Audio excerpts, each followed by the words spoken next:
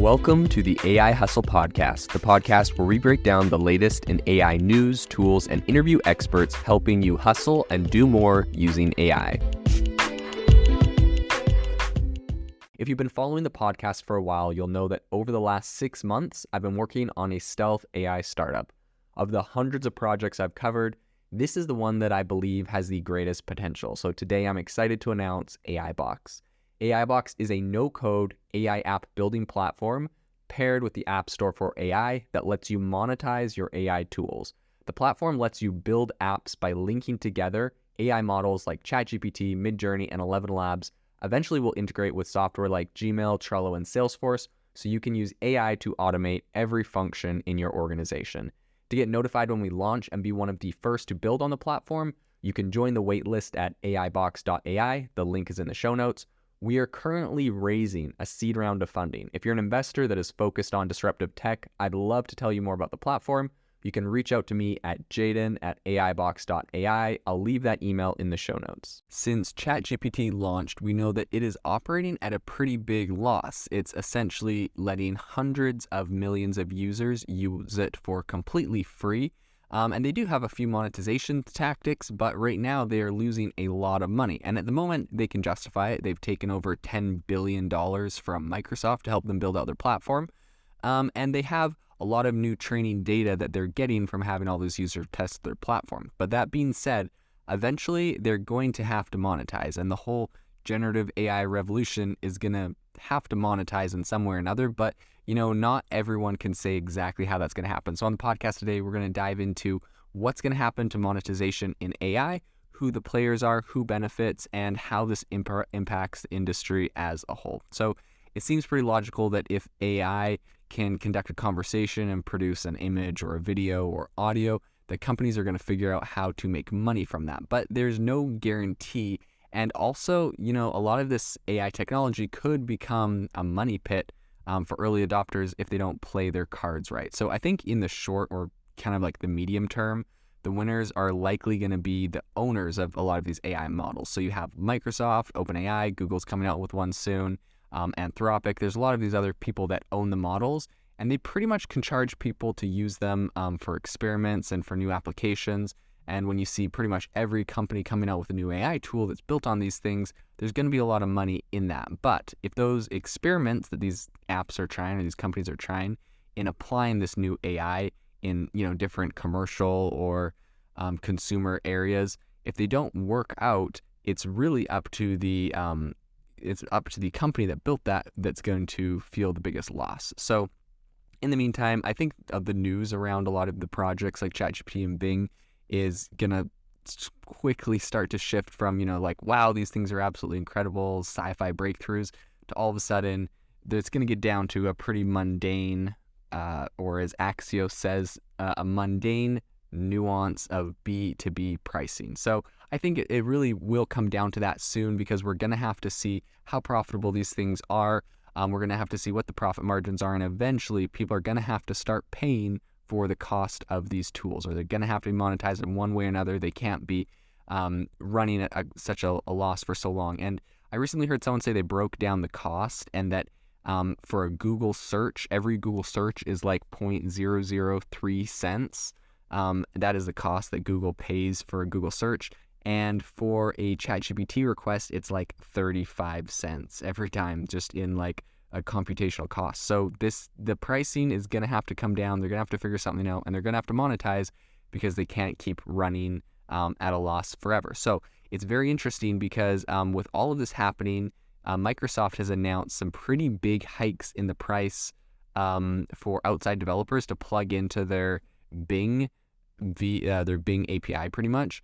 And so a lot of people in the industry are actually expecting OpenAI's pricing to jump up too, because currently OpenAI has some pretty decent pricing if you're looking at their models, like their DaVinci 3 model and other things. They haven't come out with an API for their ChatGPT yet, but with Bing bumping up the cost, it's going to be interesting to see what ChatGPT and OpenAI have to do as well. So I think as part of its kind of massive deal that they have with OpenAI, Microsoft is getting essentially just broad rights to commercialize OpenAI's tech in a lot of different ways, right? They're bundling it with their products. They're integrating it to Azure Cloud. They're putting it into their documents and into, PowerPoint and Microsoft Word and all those other tools. And I think that the most advanced generative AI services today are costing a lot of money. So OpenAI and Microsoft and Bing are not spared from kind of that big cost. And I think that means that, this whole AI boom we're seeing right now inevitably is also going to create, a ton of money for some of these big cloud computing providers. We're talking about Amazon AWS, Microsoft Azure, and of course Google Cloud. All of these people have also pretty smart. I think Microsoft and Google in particular have been pretty good at investing in a lot of AI companies and pulling them under their umbrella of their cloud platforms and essentially stealing a lot of customers away from Amazon AWS, which has reported some slowed growth recently, which I wonder if it is due to kind of this area. And, Microsoft even going so far as to give OpenAI essentially $100 million to invest into AI startups. And there's kind of one of those stipulations where those companies have to make sure that they're hosting and running all their computational power on Microsoft Azure. So there's going to be some pretty massive profits for these big cloud providers. So I think there's kind of two sides of the coin. There's that side, but I also think that it means that the days of, us all being able to head over to ChatGPT and use it for free are probably numbered. And I would love to say it's going to be there forever, but I think that eventually OpenAI is going to have to start recouping some of their costs that they're losing, as it is a pretty expensive experiment they're currently doing, giving that away for free. And I think a move in the direction we're seeing is, with the partnership between OpenAI and Bain, which they allow Bain Consulting. They announced this like last week. And I think this is one of the signs that they're really starting to get into the monetization of all of this. And so I think that, companies are really planning early development experiments in what, they would say is the next generation of customer service or creative development or, a bunch of different areas. So a lot of companies are planning on how they can use ChatGPT, how they can use AI in their company. And I think Bain is counting on that by, partnering with OpenAI and getting that integrated into all of their customers. And one of their first customers that is kind of taking advantage of this Bain Consulting OpenAI partnership is actually Coca-Cola. So apparently they have, quote unquote, engaged with that partnership. And it's going to be interesting to see how they start rolling that in. But in addition to that, we're seeing a lot of other platforms integrate this kind of the same tech. Notion, which is a pretty popular information organizer. I currently use it in my companies. It's a really good collaboration service. And in any case, Notion began offering something they call Notion AI, which is essentially a $10 a user per month fee where you can get it to integrate all these different AI services. It has like an autocompleter, a summarizer, it has brainstorming tools. And so I think that Notion and a lot of other companies that have similar rollouts of products are kind of increasing or kind of proving a lot of skeptics right in their argument that when they say that, they're like, well, a lot of this AI is just a feature that you add to an existing product. It's not necessarily its own product per se. And so I think that's a pretty interesting concept. Obviously, ChatGPT is an incredible product and people are using it as a standalone product. But on the other hand, most companies now are not are not just going to be chat AI bots. They're mostly going to be, taking the tech and what that has and integrating it into their companies. So it's going to be interesting to see how that plays out. And as we kind of extend that to other companies, especially in the search arena, where I think AI powered chat is already, in a pretty wide testing area. We see Bing moving in with their, Bing chatbot thing. And then you have Google, which is, has its whole ad business, which is going to be pretty directly impacted, which is probably going to be negatively impacted.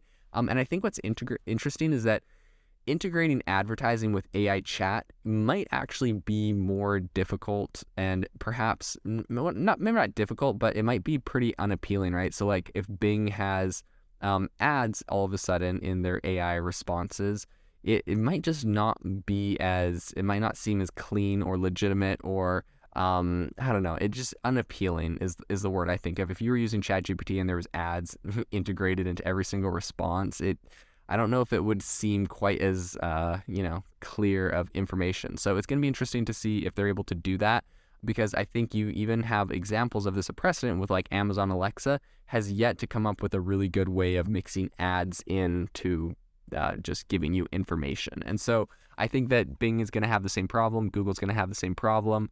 I think there's, you.com, which is pretty much the same kind of startup, and it's going to have something similar to that. So I think that when we look at it from a macro perspective, the AI, everything that's happening in AI really is following kind of the same trajectory as a lot of previous tech explosions.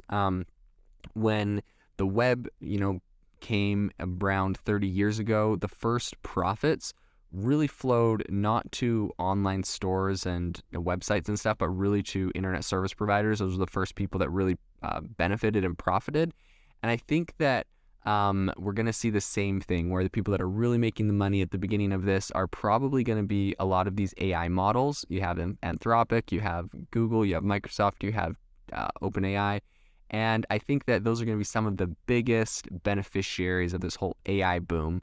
And then beyond that, we're going to see a lot of startups and a lot of early adopters, a lot of experimenters coming on with new products. And whether it's kind of left to be seen, because all of them are paying for all of that compute straight back to whoever's providing the AI model and is guaranteed to make money. And so it's going to be, to be determined if those new companies are able to really scale and make money, or if they will pop like a bubble. So it's going to be interesting to watch the space. If you are looking for an innovative and creative community of people using ChatGPT, you need to join our ChatGPT creators community. I'll drop a link in the description to this podcast. We'd love to see you there, where we share tips and tricks of what is working in ChatGPT. It's a lot easier than a podcast, as you can see screenshots, you can share and comment on things that are currently working. So if this sounds interesting to you, check out the link in the comment. We'd love to have you in the community.